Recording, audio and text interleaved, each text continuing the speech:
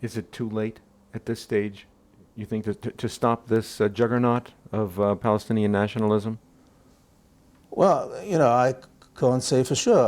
I believe it's not. The question is, how robustly and how assertively they go about it. And when they say it's a Palestinian juggernaut, it's just because Israel is letting it be a juggernaut. The Palestinian issue is not an issue in the Arab world anymore. The whole Arab world is imploding. No one really cares about the Palestinians except Israelis, J Street, and they're the people who are creating the hype. How about Obama? You think it's a priority for him?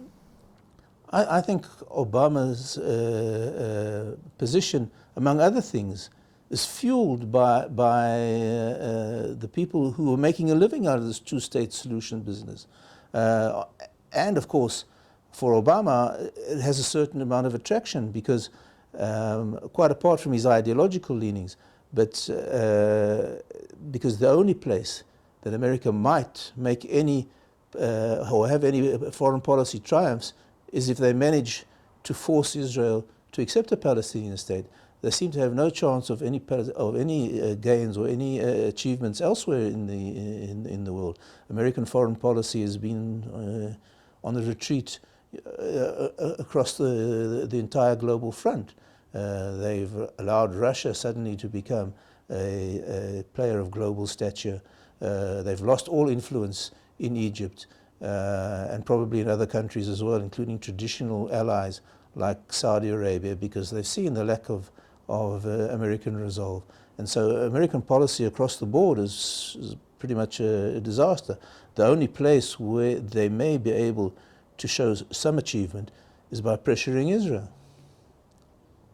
You suppose with Obama's record of facilitating Islamist revolutions from Libya to Egypt, now to Syria, do you suppose that he may have an agenda in weakening Israel through territorial concessions?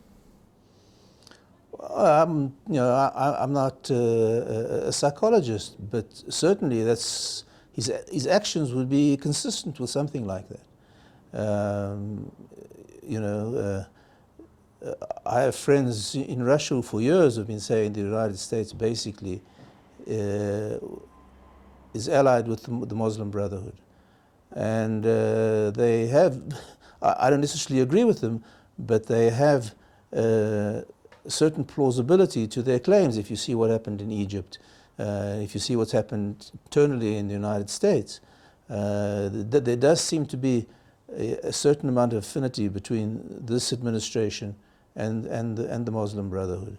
And I don't know whether this flows from naivety or from malice, but it doesn't make much difference. The result will be the same.